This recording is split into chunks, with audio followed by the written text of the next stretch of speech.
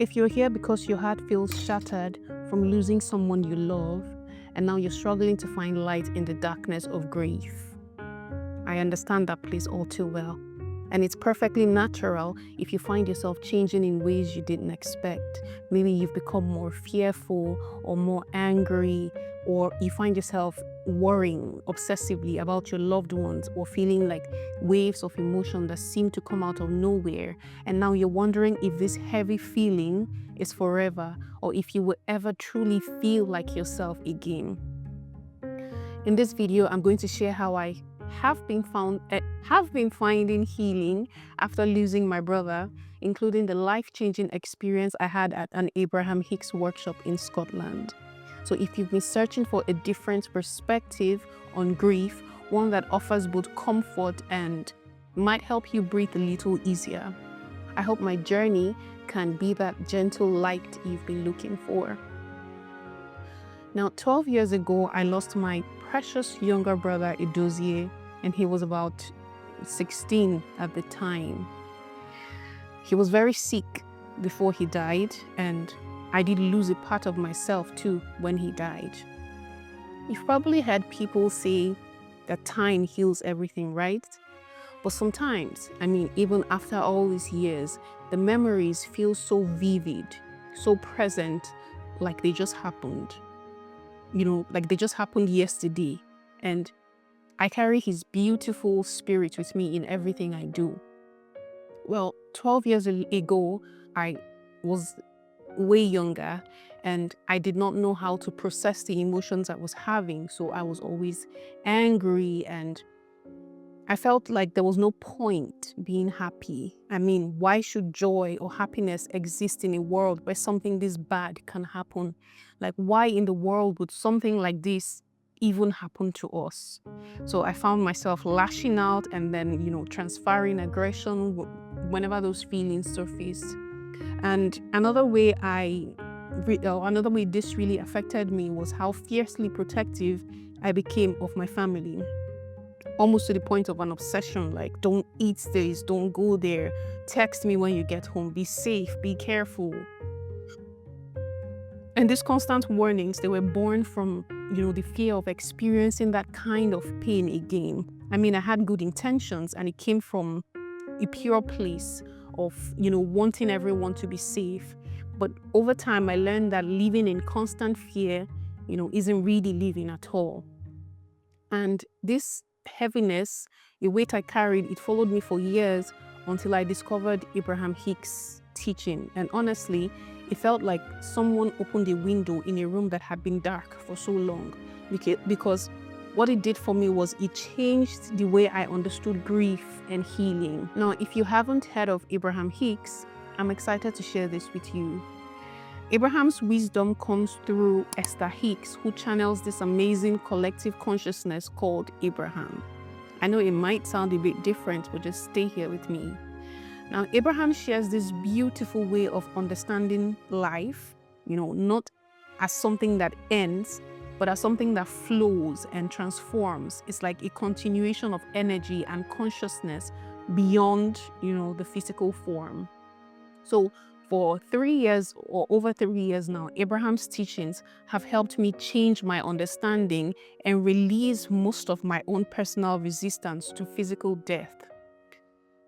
The first thing they say is that there is no such thing as death, that it is simply a transition back to who we originally are. They call it a transition back to the non-physical energy rather than an end. And again, through different content that I have watched, they have reminded me that there is only life and more life and more life. They won't even use the word death.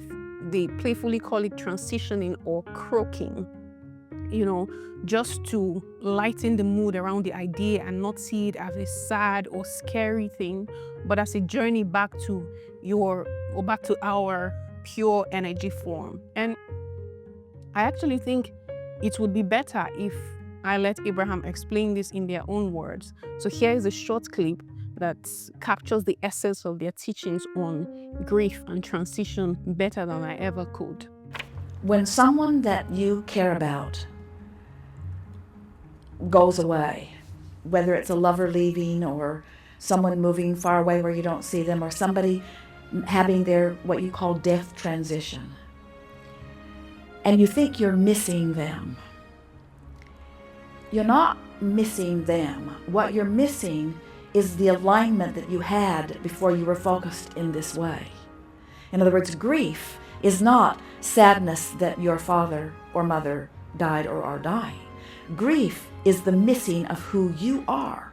Grief is the feeling of you vibrating over here when you're really vibrating over here. Grief is the feeling of separation. And we know it's easy to say, yes, but I feel this grief because of that. But we say, put a different because of it. Instead of saying, I feel this grief because of something I can't do anything about. I can't make my dad come back and I can't keep my mom from going. I feel this grief because I'm focused in a way that has me separated. You can do something about that, you see. So the grief you feel is always you not letting yourself be who you are. And we know you feel like that's plenty good reason, but we've got to say to you, there is no good reason ever to separate yourself from who you are. So that's the first thing we want to say to you. The next thing we want to say is that as you come to understand that you are source energy here in a physical body, and that that which is non-physical is always aware of you, and as you remember that those people that you care about who are now cavorting with the non-physical likes of us have easy access to you, but you don't have easy access to them. In other words, you must be a vibrational match to where they now are. And there's such a tendency to say, I will feel better if I can change the conditions, but since I can't change the conditions, I won't feel good. And what you've got to say instead is, I can't change the conditions, but I do insist on feeling good in spite of the conditions, which means you have to care more about how you feel than how others around you feel. In other words, there are a lot of people that don't think you should be celebrating your parents' reemergence into pure positive energy. There are a lot of people who don't think that it's a wonderful thing that in one fell swoop they have let go of all resistance and they are now coming full into who all that they have lived has caused them to become. We think that is reason for celebration, not reason for grief, you see. So it's an interesting thing that someone can get themselves into a position where they release altogether and reemerge into non-physical, and then those that are watching could take it so utterly backwards. You've practiced the subject of death in such a negative way that you don't even know what it is. You don't realize that it's the beginning of pure alignment. You don't realize that it's coming into the fullness of who you are. You don't realize that it's getting all of your power back. If you knew how wonderful the death experience is, you wouldn't give it to those buggers you're so mad at.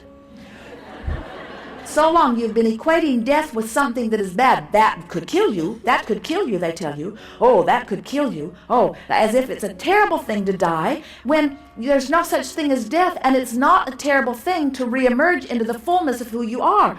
You need a different label for death. You don't want to say, my father died. You want to say, my father released all of his resistance and came into the full alignment of who he is, and now is aware of me, and I have access to him in a closer, fuller way than ever before. Yeah, you hit it right on the nose, because So, when we croak, according to Abraham, we're not really dying. Instead, our spirit is moving from a physical body to a non-physical state. So they've helped me understand that even though my brother isn't, physically present with me in flesh, his spirit is still very much alive and active. We are and will always be eternal beings of light and love, source energy, who sometimes choose to experience life through these physical bodies. So we're then focused in a physical body. And so your loved ones haven't disappeared. They're not gone. They're actually more present with you now than when they were physically focused. And when I say physically focused, I mean being present in a physical body where we can experience the world through our five senses. Seeing someone smile, feeling their embrace, hearing their laughter, and so on. So we cry because we miss them.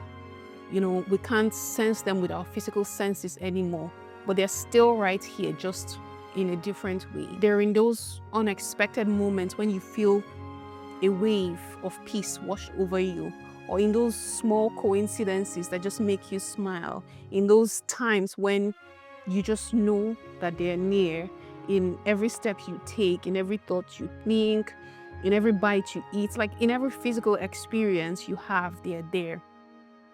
Now, when we approach our loved ones from a positive vibrational standpoint, in other words, when we think of them with love instead of, overwhelming grief, we create the perfect conditions to feel their presence.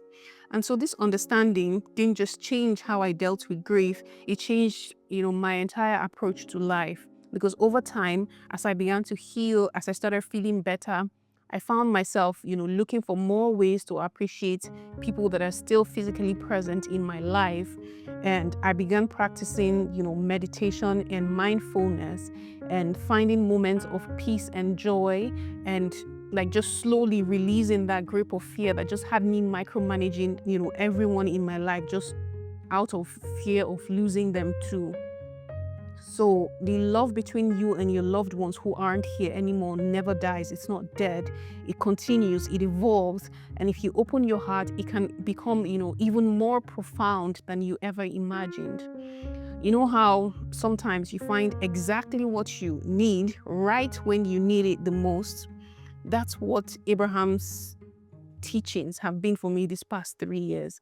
And just helping me find light even in like very dark moments. I listen to their recordings on YouTube over and over again when I'm doing chores, when I'm taking my bath. And each time I discover like new pieces of comfort and understanding that just speaks directly to my soul. But last weekend, nothing could have prepared me for what I experienced last weekend. I was so excited when I found out that they were having a workshop in the UK. Most of their events are usually in the US. So I traveled to Scotland for a 2-day Abraham Hicks Law of Attraction workshop. And let me tell you, it was pure magic. Imagine being in a room with over 1,800 other beautiful souls.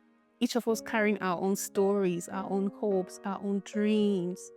It felt like one big family coming together, So on day one, I made what I thought was a smart move, showing up an hour early. But guess what? The hall was already packed. I ended up sitting way at the back, which, taught me a valuable lesson for day two. The next morning, I was determined. I arrived super early, 9 a.m. for a workshop that starts by 1 p.m. But I wasn't even close to being the first one there. The line was already winding around with like the most incredible group of like-minded people, all gisting and sharing stories. I'm sure most of them would have been there, like they would have been standing there from like 8 a.m. because if I was there by 9 and it was already that long, imagine the time those people came. And let me tell you something. You see these videos on YouTube I've been watching for years? They did not even come close to capturing the real magic of being there in person. The energy in that room was something else entirely. It's like, imagine you've been watching beautiful beach videos on your phone or wherever. That's nice, right? But then you actually go to the beach and feel the sand in your toes, hear the waves crash, taste the salty air on your lips. That is exactly how different it felt being in that room, completely immersive and absolutely electric with like positive energy.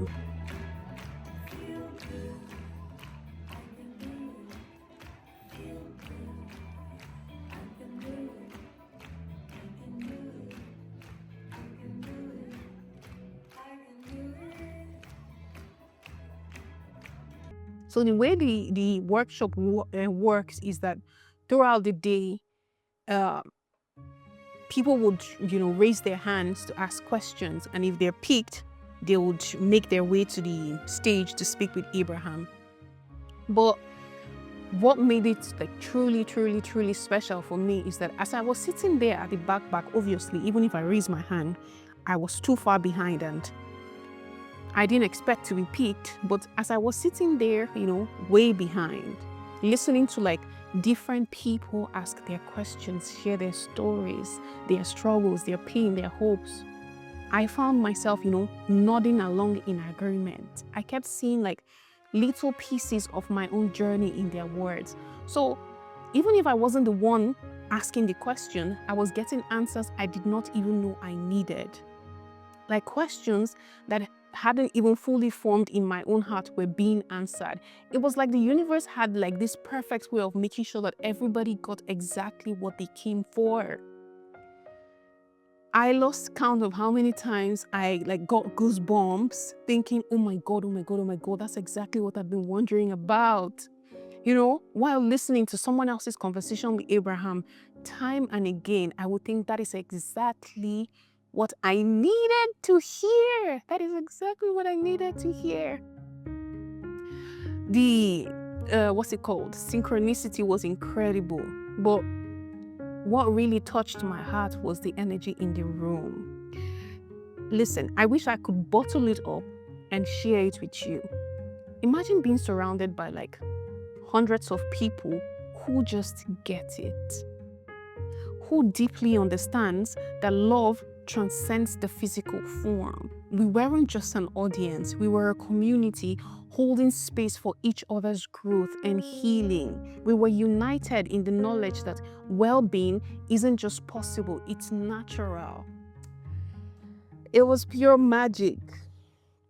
At the end of the workshop, or for the second day, I was just so grateful. My heart was so full. I couldn't help but wish like we could have stayed in like this beautiful bubble of connection and healing, just a bit longer.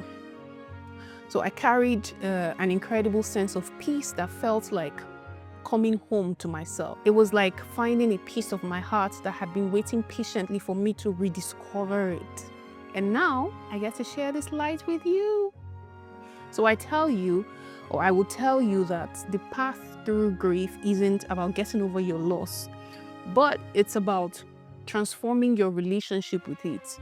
Just start exactly where you are emotionally, being gentle with yourself. Whatever feeling right now, or whatever you're feeling right now, whether it's anger, sadness, numbness, it's exactly where you need to begin. Abraham always says that we can't jump from despair to joy in one step. Instead, what we want to do is move up the emotional scale gradually. And you can try this when you're feeling down. Just ask yourself, what thought feels just a little bit better than the one I'm currently having? Maybe it's just simply acknowledging that I loved them so much and that mattered. You can make out some time to spend a few quiet moments focusing on the connection that still exists instead of focusing on the physical absence. You can speak to your loved one in your mind and remain open, to signs of their presence. You can even try creating a small ritual of appreciation, light a candle, play their favorite song, or just simply say thank you for specific memories that are important to you, and then gradually just allow yourself feel joy. Because I now truly believe that our loved ones who have transitioned want, nothing more for us than to thrive and be happy. I really want you to know something else, deeply. I want you to know something else from the depth of my heart. Even though I have grown so much on this journey, I still have moments where I feel heavy, where things feel heavy, because I'm still human. But the difference now is that I have reminders that my loved ones are always present with me. So the sadness doesn't stick around, as long as it used to, or for as long as it used to. My grandparents from both sides, my uncles, my aunties that are no longer physically present, everybody, all of them, they're present with me right here. They are all right here now in spirits. And it's so beautiful. It really warms my heart. So, my friend, whatever storm you're weathering now, please remember that it will pass, and you are not alone in this. I am right here beside you, holding space for your heart to heal, supporting you every step of the way. So if anything I've shared today has touched your heart, I would love to hear about your journey in the comments below. I'd also be grateful if you hit that like button and share this video with someone, who might need to hear these words. And if you want to keep this conversation going, make sure to hit the subscribe button. Thank you so much for spending time with me today. I'm sending you so much love and light, and I look forward to seeing you in the next one. Bye.